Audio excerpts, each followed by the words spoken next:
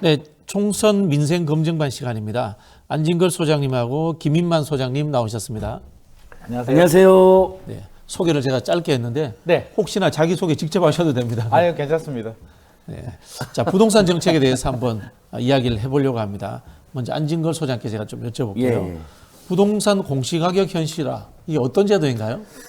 예, 이제 우리가 시가가 있잖아요. 보통 네. 시세. 판매가. 예. 그거로 사실은 세금도 물리고 모든 걸 평가해야 되는데 그동안 저희는 이제 공시가격 제도라는 게 있습니다. 공시지가라고 예. 표현하죠. 네.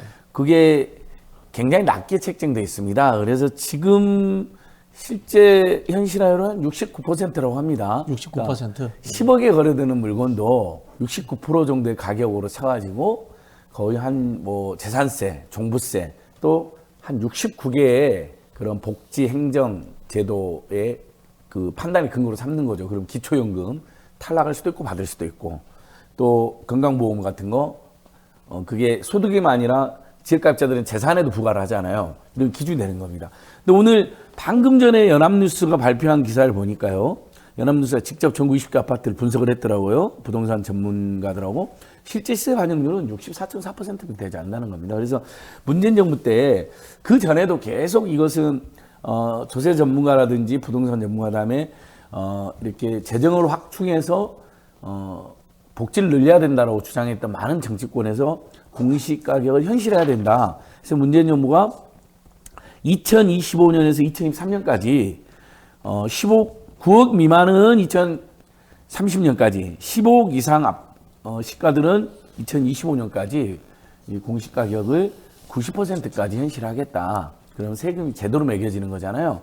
그렇게 했는데 이제 윤석열 정부에서 이것을 아예 거의 전면 백지하겠다고 이번에 발표가 돼서 큰 논란이 있는 것이죠. 뭐 이러면 세금이 올라가는 걸 좋아하는 분들이 많지는 않겠죠. 뭐 미국의 부자들이 세금 더 내고 운동본부도 만들어서 세금 더 내겠다 하는 특이한 경우도 있지만 공동체에서 대한민국은 그런 아직 문화까지는 없는데 그래도 뭐 급격히 너무 많이 올라갔다. 그러면 일부 조정의 필요성까지는 충분히 논의해야 된다고 봅니다.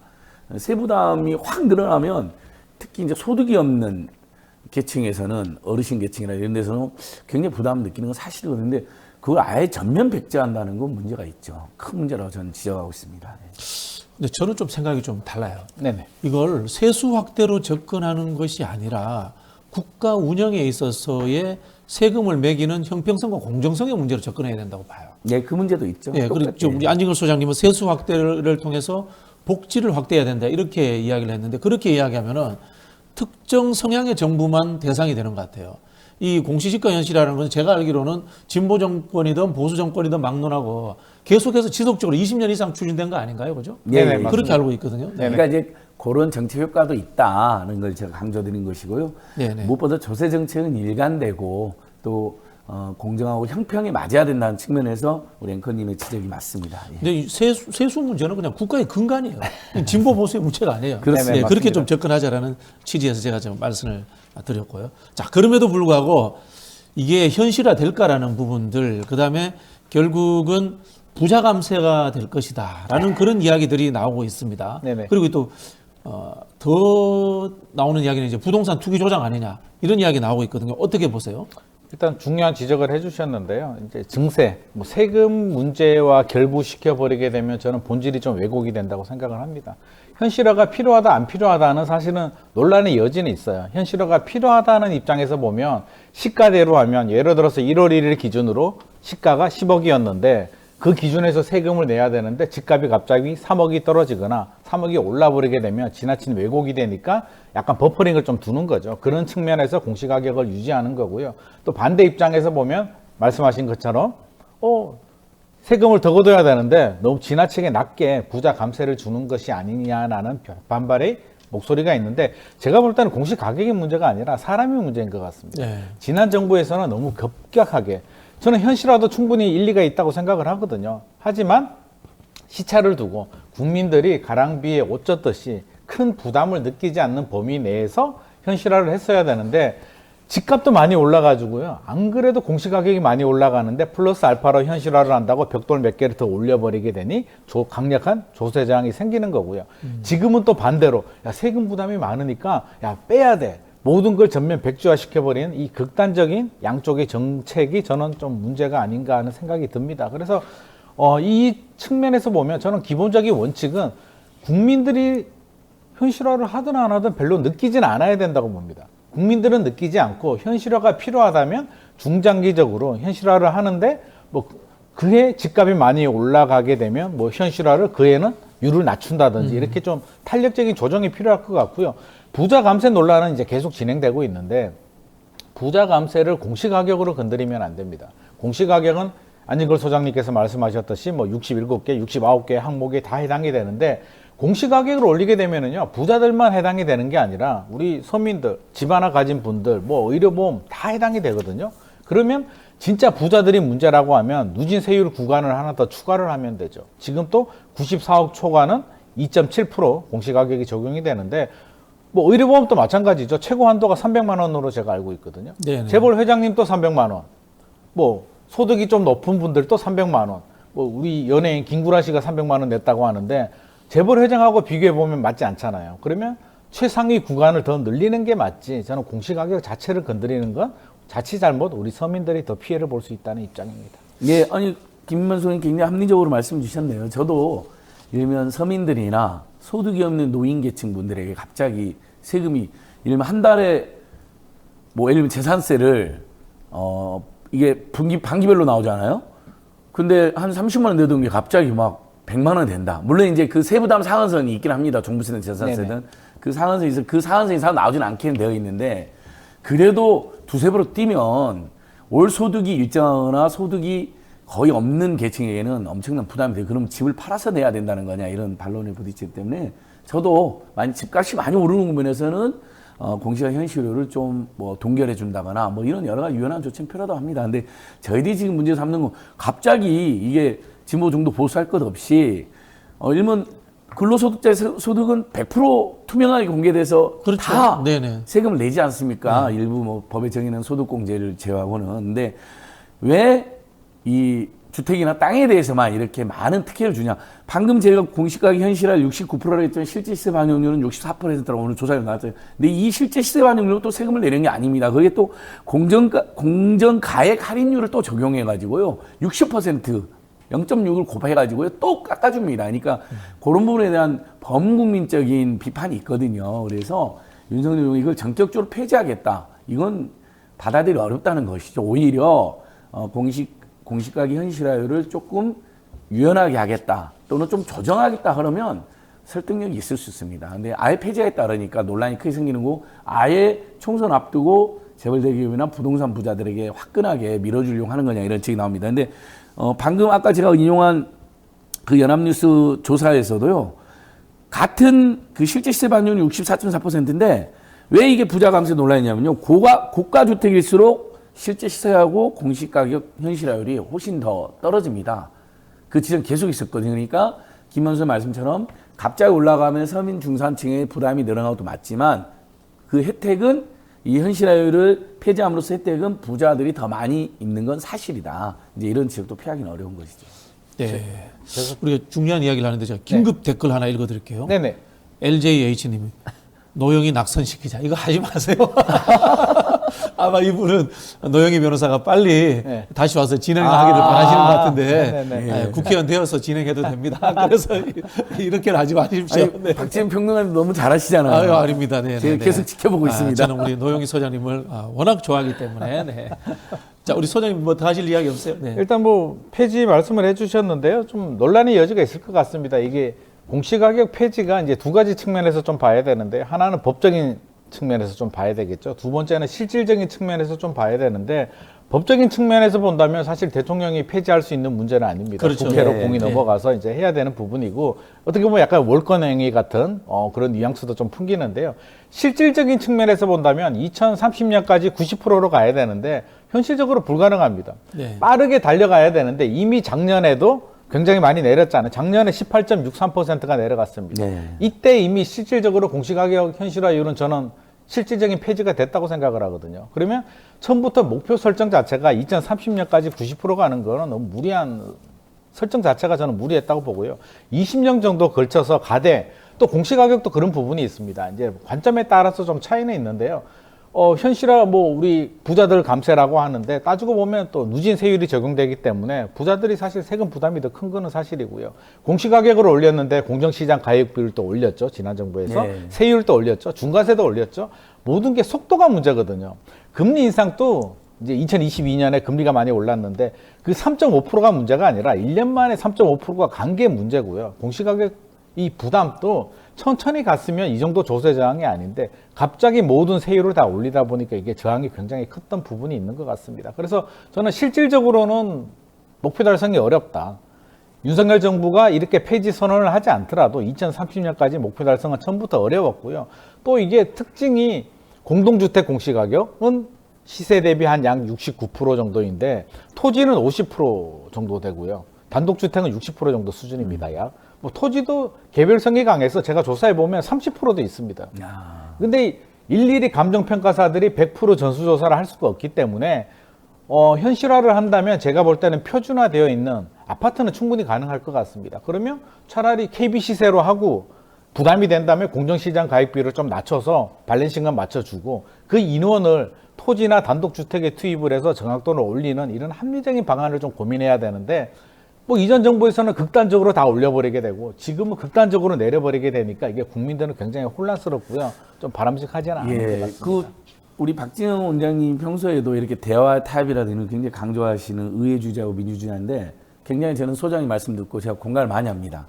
그러니까 폐지 같은 이런 전격적인 사실 법률로 해야 되는데 대통령 할 수도 없는 걸 총선앞도 그냥 예를 들면 재산세나 종부세 부담 느끼는 분한테 내가 더 깎아줄게 이런 식이잖아요. 이건 국정운영 이런 식으로 해서는 안 된다고 저도 지적하고 싶고 대신에 나머지 소장님 말씀하신 것처럼 일면 문재인 정부 때 공시가격도 현실화하고 공정가격 비율도 올렸거든요. 그러니까 0.6% 곱하던 걸 0.8%로 곱하게갖고 더 세금 많이 받은 건 사실이에요.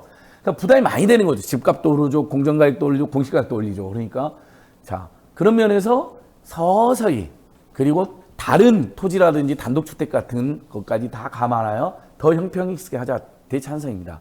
저도 그래 갔으면 좋겠습니다. 다만 이렇게 총선 앞도 무리하게 되지도 않는 전격 폐지 같은 건 발표하면 안 된다는 거죠. 국정운영의 그런 신뢰성이나 책임성, 투명성 위해서도. 그리고 이런 부분들은 예를 들면 대통령이 야당 대표를 만나가지고 또는 여야에게 국회에서 이런 논의를 좀 제안드린다. 이런 고민이 있는데 폐지는 어렵겠지만 법을 개선해서 좀 이랬으면 얼마나 좋은 정치가 됩니까? 근데 갑자기 총선 앞도 민생토론 잡고 막 전국 돌아다니면서 천조를 쓰네 만회하는 논란이 있는 와중에 안 그래도 지금 우리 국민들께서 조세형평이 굉장히 안 돼 있는 나라라고 생각하는데 이걸 폐지한다 하니까 논란이 생긴 것이죠. 네. 저도 순차적인 또 여러 가지 부작용을 보완하면서 가는 거 찬성입니다. 예. 네, 현실성이 없기 때문에 잠시 이슈로 저는 끝날 것 같다는 생각이 드는데 제가 이제 소급해서 질문 하나 드려볼게요. 이제 종부세 나올 때 이야기부터인데 결국은 이제 문재인 정부라든가 진보 정권이 들었었을 때 부동산 관련해서 각종 이 세금들이 만들어집니다. 네네. 근데 이걸 통폐합해서 그냥 누진세율 잘 조정하면 되지 않느냐 그런 이야기도 있었거든요. 네네. 근데 이제 부동산 관련 그 세금을 자꾸 만들어내니까 결국은 문재인 정부라든가 진보 정권의 지지층인 셀러리맨들 수입이 많이 보이는 사람들의 중산층들의 세금만 늘어났다. 부동산 관련해서. 이런 비판이 있었거든요. 네. 소장님 전문가로서 어떻게 생각하세요? 사실 우리 셀러리맨들이 이제 유리지갑이죠. 네, 빠져나갈 구멍이 없는 부분이 있고 우리 세금 같은 경우도 자꾸 이제 종합부동산세 이슈가 자꾸 되고 있는데 사실 세금이 굉장히 많긴 합니다. 집 살 때 취득세를 내야 되고요. 팔 때는 또 양도세를 냅니다. 6에서 45% 정도 누진 구간으로 세금을 내고 보유세도 재산세가 있고 종부세가 있는데 이전 정부에서 약간 실수를 했다면 저는 밸런싱 조정에서 실패를 했다고 봅니다. 왜냐하면 네네. 보유세를 선진국들은 보유세가 높거든요. 보유세를 올리면 사실 거래세를 좀 낮춰서 거래를 활성화시켜 줬어야 되는데 이게 집값을 좀 잡아야 되니까 이게 좀 규제를 좀 필요합니다. 집값이 많이 올라가게 되면 진보 보수할 것 없이 원래 규제를 하는 게 정상적인 메커니즘입니다. 근데 모든 세율을 다 규제를 하다 보니까 이게 조세 저항이 굉장히 좀 심해진 부분이 있습니다. 그래서 그런 밸런싱 조정이 저는 개인적으로 좀 아쉬웠고요. 지금도 마찬가지입니다. 네네. 뭔가 내려줄 때는 또 너무 모든 걸 다 세율을 막 내려주고 이렇게 되니까 지금 문제가 되는 부분이어서 이 부분에 대해서는 어느 정부를 막론하고도 우리가 좀 일관성 있는 정책은 좀 필요하다라는 입장입니다. 그래서 우리 국민들이 바라볼 때는요, 굉장히 피곤해요. 이거 뭐 세율이 하나하나 바뀔 때마다 세무사님들이 최근 한 3년 동안 상담을 잘 안 해줍니다. 너무 자주 바뀌니까 책임감을 느끼는 거거든요. 이거 문제 생길 것 같으니까 나가 상담 안 해주겠다라는 정도로 굉장한 스트레스를 받고 있기 때문에 저는 전체적으로 최근에 이제 다행히 부동산 시장이 좀 크게 변동률이 좀 많이 내려갔습니다. 안정을 찾고 있기 때문에 이럴 때 그냥 극단적으로 올린다 내린다가 아니라 제대로 된 뭐가 잘못됐는지를 한번 살펴보고 올려야 될 건 올리고 내려야 될 건 내려서 밸런싱 조정을 좀 하면 좋을 것 같습니다. 근데 맞습니다. 이제 사실은 이제 보유세도 내고 거래세도 내는 거잖아요. 그래서 보유세는 높이면 거래세를 낮춰가지고 오히려 다주택자들이 그게 종부세 부담 때문이든 뭐 여러 가지 이유로 시장에 내놓으면 자연스럽게 집값도 좀 하향 안정화 된다는 지적이 있습니다. 그래서 종부세도 우리가 도입한 거거든요. 근데 그런 효과를 많이 못 낸 상태에서 종부세를 올렸다 내렸다 하면서 국민들께서 피곤한 그런 상황이죠. 근데 보면 대한민국이 주택 관련 세금이나 토지 관련 세금이 많은 건 아닙니다. 미국 교포들이 당장 아마 우리 뉴스토마토 미국 교포들 볼 텐데 1억짜리 주택에 100만 원 세금 나온다고 바로 올립니다. 세율이 세거든요. 다른 나라도. 그러니까 그 점은 우리가 감안해야 될 것 같고 다만 이렇게 세금이 부동산 관련 세금이 너무 논란과 자꾸 변동 대상이 되는 건 바람직하지 않은 것이 좀 저는 진보 정도 보수할 것 없이 부동산 관련 세금이나 또 이런 담세력이 높은 계층의 세금은 좀 안정되게 서로 합의해서 이렇게 조금씩 올리는 방향이든 또는 그 부자분들도 일부 타협 가능한 또는 수용 가능한 정도로 하나씩 순차적으로 사실 타협을 거쳐서 설득도 하면서 이렇게 하는 게 제일 좋은 것 같습니다. 이제 제가 보기에는 이 부동산 공시가격 현실화를 안 하겠다 이거는 뭐 진보 보수의 문제가 아니라 그냥 엉터리 정권이에요. 엉터리 정권. 세수 문제에 대해서 합리적 조정을 장기적 과제로 하지 않겠다는 이건 정권을 운영할 능력이 없는 정권이다. 저는 뭐 그런 생각까지 들고요.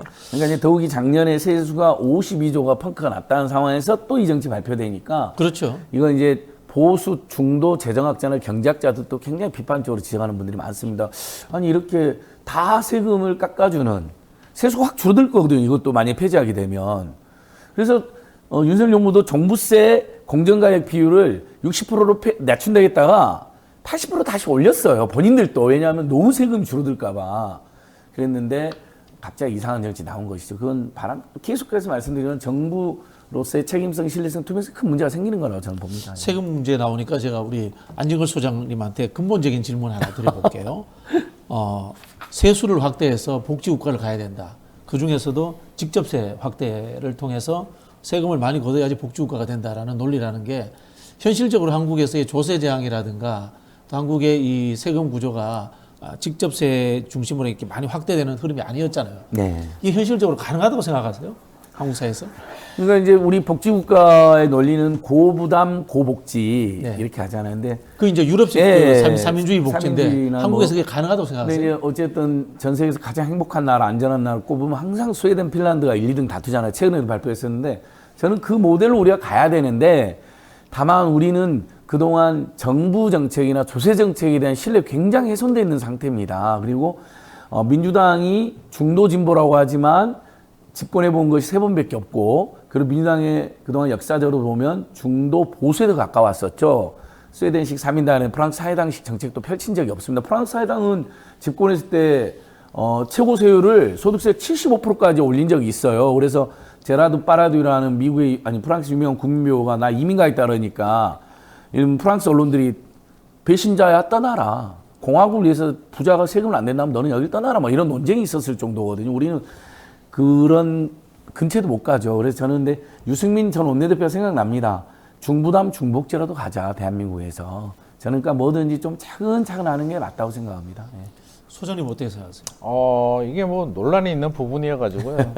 이게 뭐 국가마다 차이는 있습니다. 스웨덴 같은 경우는 인구 자체도 워낙 작기 때문에 뭐 1000만이 안 되잖아요. 몇백만 수준이어서 또 이게 지리적인 이점도 있고 여러 가지가 있는데 이게 세금 가지고 이제 복지를 확대하고 여러 가지가 되려면 저는 몇 가지 전제 조건이 돼야 될 것 같습니다. 사회적인 공감대, 좀 합의가 형성이 돼야 될 것 같고요. 우리 국민들도 그걸 좀 받아들일 수 있는 마음의 준비. 그리고 저는 그런 생각이 들어요. 대한민국이 이제 우리가 반만년 국가라고 하는데 실질적으로 보면 70년 된 신생 국가거든요. 6.25 전쟁 끝나고 새롭게 만들어진 국가이기 때문에 아직도 사회 질서라든지 문화, 메커니즘이 저는 아직도 자리를 잡지 못했다고 생각을 합니다. 계층 사다리도 마찬가지고요. 굉장히 불안정한 게 우리 교육제도도 마찬가지입니다.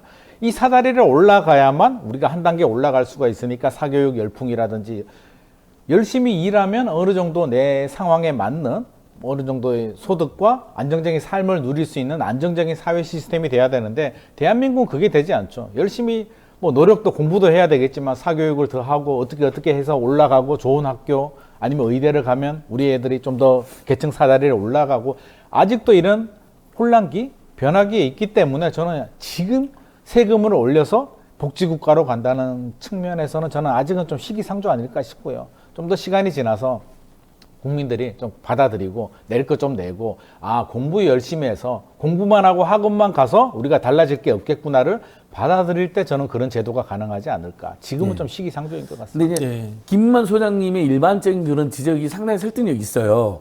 근데 약간 최근에 변수가 생긴 게 아마 소장님께서 공감해 주실 것 같아요. 갑자기 대한민국이 초저출생 국가가 돼버렸어요. 작년 4분의 3분기에 0.6명대입니다. 인구 소멸, 대한민국 소멸 위기고요. 그다음에 초고령화가 동시에 진행되고 있어요. 그러니까 이 부분은 우리가 살기 위해서도 대한민국 유지되기 위해서도 또 국민 경제가 발전하기 위해서도 이건 이 대책을 세우기 위한데 이게 보통 속에서 이게 복지 대책이었던 겁니다. 예를 들면 프랑스나 캐나다가 아동수당을 막 50만 원까지 주는데 그게 처음에는 아동복지 그다음에 서민복지로 도입됐는데 자연스럽게 출생률을 높였거든요. 그러니까 이제는 제가 이제 스웨덴식의 복지국가를 이야기하지 않는다 하더라도 최소한 저출생과 초고령화에 대해서는 복지 대책을 쓸 수밖에 없는 살기 위해서라도 이 점에서는 조세 정책이든 재정 정책이든 여기에 맞춰줘야 된다. 요건 저는 그렇게 주장하고 싶어요. 좀 그런 측면도 있는 것 같습니다. 선택과 집중인데 우리가 출산 예산을 안 썼냐 그러면 뭐 10년, 20년 동안 수십조 원을 썼는데도 전혀 효과가 없다는 4, 얘기는 50조 정도 썼죠. 그게 적은 돈이 아님에도 불구하고 전혀 개선되지 않고 오히려 떨어졌다는 얘기는 돈을 쓰는데 제대로 못한 것 같습니다. 이거는 뭐 이번 정권, 지난 정부의 문제는 아니고 총체적인 뭔가 문제가 있다. 그렇다면 선택과 집중, 출산율을 올릴 수 있는 한정된 재원 내에서 좀 집중할 수 있는 제대로 된 정책이 좀 필요할 것 같습니다. 이 논쟁이 뭐 정답은 없습니다. 네네네. 정답은 없는데 저는 특히 이제 진보를 지향하는 분들 사이에서 한번 해봐야 되겠다라고 생각해서 이 말씀을 드린 건데요. 미국식 자본주의가 이식된 한국에서 일부 이제 진보적인 분들의 유러피안 드림으로 과연 성공할 수 있을까라는 문제의식을 한번 가져봐야 된다. 그런 차원에서 제가 한번 던져봤습니다. 자, 우리 소장님께 또 이 PF 문제도 한번 말씀드려봐야 될 것 같은데요. PF 관련해가지고 이자를 뭐 못 내는 그런 이제 개발 사업자들도 있다. 뭐 이런 이야기가 나오고 있습니다. 네네. 이게 좀 위기로 갈 수도 있나요? PF 굉장히 심각한 문제이긴 한데요. 우리가 좀 구조를 좀 알아야 됩니다. 우리가 이제 예를 들어서 은행에 돈을 빌리게 되면 안진걸 소장님이 은행이라고 치면요. 제가 돈을 빌리게 되면 그냥 빌려주진 않죠. 너 내 돈 어떻게 보장할 거야? 근저당을 설정합니다. 제 집에 근저당을 설정하고 이제 은행에서 돈을 빌리게 되는데 PF 같은 경우는 프로젝트 파이낸싱입니다. 제가 이제 개발 사업을 하게 되면 땅을 사서 아파트를 지어서 분양을 하게 되는데 수익이 잘 나왔죠. 그동안에는. 그러면 자, 은행 입장에서 보면 내가 담보를 잡지 않아도 이 프로젝트만 가지고도 충분히 돈이 될 것 같으니까 내가 담보 잡지 않을 테니까 프로젝트를 상대로 내가 대출을 해줄게. 금리 좀 더, 이자 좀 더 내. 좋습니다. 2021년까지 이 공식이 맞아떨어졌습니다. 땅 짓고 헤엄치기라고 하는데요. 땅만 사서 지으면 바로바로 완판이 되니까 은행도 좋고 시행사도 좋고 건설사도 굉장히 좋았는데 2022년 이제 금리가 올라가면서 모든 스텝이 다 꼬입니다. 미처 빠져나오지 못한 아마 대한민국의 대부분 건설하시는 분들이 아마 저는 다 물에 잠겼다. 이 쓰나미가 왔을 때 미처 빠져나가지 못한 게 지금 문제가 되고요. 지금 의견이 분분한 게 이제 4월 위기설 뭐 이야기도 나오고 자연 이게 괜찮으냐 의견이 분분한데 저는 두 가지 측면에서 말씀드리고 싶습니다. 일단 문제는 있습니다. 이게 정부는 문제 없다라고 하는데 뭐 정부가 문제 있다라고 하면 진짜 큰 문제잖아요. 그래서 당연히 그렇게 말씀을 하실 거고 문제는 있는 건 맞습니다. 지금 12월 PF 대출 잔액 통계가 나왔는데 135조 6천억. 작년 4분기가 134조 원이었거든요. 한 분기마다 1조 6천억이 더 증가했는데 연체율도 2.7% 정도 되고요. 여러 가지 문제가 있는데 일단 저는 4월 위기설까지는 안 갈 것 같습니다. 제 생각에는. 왜냐하면 우리가 위기라고 해서 사실 위기가 오진 않았거든요. 그리고 아니 3월은 괜찮았는데 4월 총선 지나고 갑자기 위기가 왔다. 위기의 전제 조건은요. 저는 우리가 몇 번 경험을 했잖아요. IMF 외환 위기. 뭐 글로벌 금융 위기처럼 국가의 경제 시스템이 흔들릴 정도로 국가 부도 위기 사태까지 가는 걸 저는 위기라고 전제를 합니다. 그러면 4월에 갑자기 국가 부도 위기까지는 가지는 않을 것 같습니다만 문제는 됩니다. 지금부터 2021년 레고랜드 사태 때부터 지금 누적이 됐는데 건설회사들은 굉장히 힘듭니다. 우리가 일반 수요자 시장 입장에서 본다면 최근에 주택시장이 좀 안정을 찾고 있네, 약간 반등의 기미가 있네, 금리가 내리면 또 반등을 할 거야, 이런 의견들도 있는데 공급자 측면에서 보면 2년 동안 이자 내고 미분양 떠안으면서 버티다가 지금까지 왔는데요. 4월은 아니더라도 이게 빨리 어떤 대책이라든지 수술, 대응을 하지 않으면 사실 6개월, 1년 버티기는 굉장히 어려울 것 같습니다. 대기업 건설사들은 계열사들이 지원을 해주거든요.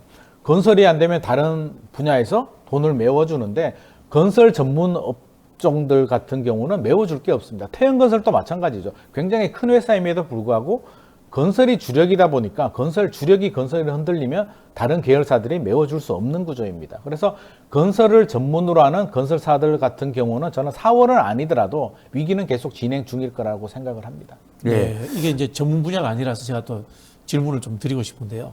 예를 들어서 이제 건설사의 위기가 와서 건설사가 이제 부도가 난다. 네. 이런 상황이 됐을 때 건설사에 PF를 해준 금융권이라든가 네. 이쪽도 뭐 위험해질 수 있는 상황이 올 수 있네요. 예를 들자면 뭐 과거 부산저축은행처럼 그런 뭐 제2금융권이나 이런 게 무너지면서 거기에 이제 저축을 했던 일반 시민들, 서민들이 피해를 보고 이런 극단적인 상황이 올 수도 있나요? 올 수도 있죠. 뭐 100% 온다라고 할 수는 없는데 제가 앞서서 프로젝트를 담보로 빌려줬다고 했잖아요. 네. 프로젝트가 뭡니까? 그러니까 어떤 그 건설사 사옥에 대해서 건저당을 잡은 게 아니에요. 이 프로젝트를 담보로 하는데 프로젝트가 미분양이 났단 말이에요. 사업이 안 됩니다. 사업을 담보로 돈을 빌려줬는데 사업이 안 되면 그 채권 회수는 어떻게 할까요? 결국에는 부실사업장 정리를 해야 되는데 우리가 소위 말해서 땡처리를 합니다. 땡처리하게 되면 미분양 난 아파트를 통으로 넘기게 되면 아마 분양가의 절반 정도도 못 받을 겁니다. 총 금액에. 대출을 뭐 80% 90% 해줬는데 땡처리해서 40% 회수했다? 부실이 발생하는 거죠. 이게 한 개 건설사 정도면 뭐 걱정하지도 않을 겁니다만 이게 도미노가 생기게 되면 걷잡을 수 없이 이제 파장이 커지게 되고요. 아마 4월 총선 지나고 아마 정부도 알고 있을 겁니다. 아마 수술을 할 거고요. 대형 건설사들이 어떻게 하겠지만 소형 건설사들 중에서 살려야 될 건설사, 살리지 못할 건설사들을 아마 수술을 하게 되면 제가 볼 때는 지금보다는 중소건설사들 부도율이 더 올라갈 수도 있고요. 일정 부분 은행 손실도 늘어날 수가 있는데 관건은 이게 진짜 위기로 번지느냐, 몇 개 건설사들 부도로 그치느냐가 가장 중요한 관건이고 일단은 좀 지켜봐야 될 부분이고 정부가 어떻게 수술을 할지 좀 우리가 좀 봐야 될 것 같습니다. 정부 수습 대책이 나왔잖아요. 예. 건설 경기 보완 방안인데 예, 제가 여기에 대해서는 조금만 어떻게 덧붙이면요. 네. 이 4월 이기세라는 게 이제 부동산 PF 때문에 나온 것도 있는데요. 네. 중소기업들이 총선 뒤에 대출 만기가 82조가 옵니다. 네. 그러니까 이제 그런 것들이 다 겹쳐져 있는 거거든요. 그리고 자영업자들이 코로나 때 대출 받은 것도 3, 4월 단위가 많습니다. 이게 만기가 4월로 옵니다. 그러면 다들 4월, 총소리로 4월, 5월에 이제 만기가 도래했는데 연장 안 해주거든요. 요즘에 연체로 올라가니까 금융기관들 리스크 관리하라고요. 그러니까 거기서 이제 4월, 5월에 PF뿐만 아니라 대한민국 경제에 큰 위기가 온다. 이제 이런 지적이 있는 겁니다. 근데 김 교수님께서 말씀 잘해 주셨는데 저도 대한민국 위기 오면 안 되죠. 아무리 예를 들면 어떤 정부가 밉다. 차라리 이겨갖고 망해라. 이런 식은 접근은 안 됩니다. 그건 굉장히 유화적 발상이고요. 경제는 망해서는 안 된 거죠. 그럼 약자들이나 서민이나 중산층이 제일 피해를 보기 때문에 절대 망해서는 안 된다. 저도 생각하고 다만 위기서에 나올 정도로 부동산 PF가 안 좋은 사실입니다. 저는 어떻게 체감하냐면요. 기사로만 느끼면 체감이 안 돼요. 주변에 이제 건설회사 다니면 우리가 아는 대기업 건설 말고 PF는요. 중견, 중소기업 예를 들면 뒤에 인베스트먼트 같은 이런 붙어 있는 잘 모르는 기업인데 몇 조 원씩 PF를 하는 사람들이 굉장히 많습니다. 회사원 한 20명 정도 해가지고 깜짝 놀래요. 아니 직원이 20명인데 굴리고 있는 PF가 몇 조 원이라고? 막 놀러 가보면 A 지역, B 지역, C 지역, D 지역 PF 다 한 20개 이렇게 조감도 딱 그러고 있습니다. 물어봐요. 어쩌냐? 지금 다 죽기 직전이라는 이야기를 합니다. 그래서 언론에 나온 거나 정부가 말한 것보다는 더 지금 위기인 건 맞을 거다. 저도 이렇게 생각을 하고요. 근데 다만 진짜 망해서는 안 되기 때문에 적절한 조치가 나와야 되는데 자, 정리 측면에서 이제 시간이 다 돼가지고요. 여야가 부동산 정책 내놨습니다. 거기에 대해서 두 분이 평가해주고 좀 끝을 내도록 하겠습니다. 부동산 정책인데 사실 이번 총선은 뭐 부동산 정책이 그렇게 중요한 이슈는 아니기 때문에 일단 뭐 정부 여당 같은 경우는 저는 특징이 잘 나타난 것 같습니다. 정부는 이제 개발 정책에 좀 집중을 하고 있고요. 뭐 서울 도심, 서부권 어떤 뭐 개발을 하겠다, 뉴 빌리지라고 하죠. 뭐 저는 이게 제대로 될지 안 될지는 뭐 사실은 우리가 뚜껑을 열어봐야 되겠지만 도시재생 뉴딜 사업 업그레이드 버전 정도로 생각이 되는데 뭐 크게 기대는 되지는 않지만 뉴빌리지를 하고요. 든든 전세라고 해서 전세 물량을 좀 풀어주겠다 이런 내용들이 들어가 있고 야당 같은 경우에 이제 더불어민주당 같은 경우는 100만 호 기본주택 100만 호 뭐 건설 계획이 또 나왔는데 저는 이 부분에 대해서도 여당도 마찬가지지만 100만 원과 갑자기 뚝 한다고 나오는 건 아니기 때문에 아마 우리 국민들도 저도 마찬가지고요. 국민들도 느낄 겁니다. 지금 정책이 부동산 정책 때문에 뭐 어떤 큰 이슈가 되는 그런 상황은 아니기 때문에 일단 기존의 대선에 있던 공약들을 아마 가지고 와서 한 번 더 적용을 한 것 같습니다. 그래서 큰 의미는 부여하고 싶지는 않고요. 뭐 야당이 된다고 해서 갑자기 100만 원가 나오고 여당이 된다고 해서 다수당이 된다고 해서 갑자기 뭐 안 되던 도시 뉴 빌리지가 갑자기 일사천리로 진행이 된다? 그렇게 생각하지는 않습니다. 우리 국민들의 삶을 위해서 정부와 여당과 야당이 힘을 합쳐서 저는 다음 총선 때는 다음 이제 국회 때는 제발 좀 협치를 해가지고요. 국민 민생 법안들 빨리빨리 진행을 해주고 우리 국민들 생활 안정된 삶에 좀 지원을 해주면 좋을 것 같습니다.